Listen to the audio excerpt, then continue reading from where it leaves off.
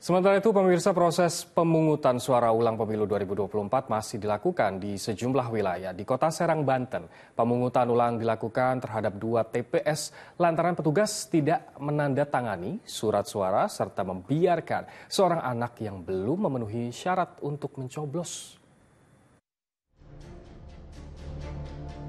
Diduga akibat kelalaian petugas KPPS, 2 tempat pemungutan suara atau TPS di Kelurahan Banjarsari dan Kelurahan Kemanisan, Kota Serang, Banten harus melakukan pemungutan suara ulang. Di TPS 01 Banjarsari, pemungutan ulang dilakukan lantaran petugas KPPS tidak menandatangani surat suara.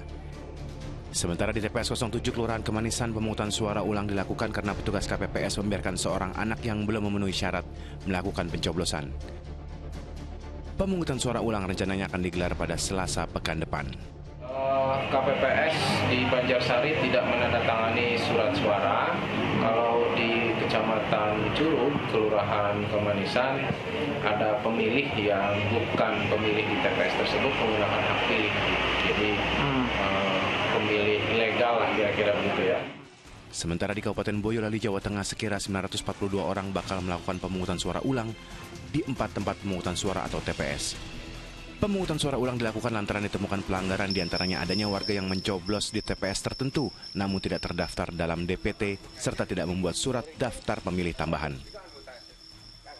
Intinya kemarin itu ada pemilih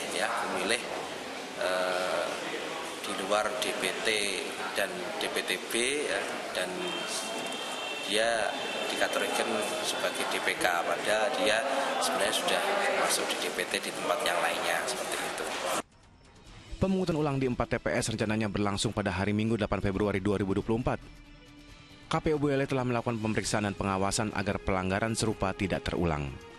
Tim Liputan melaporkan.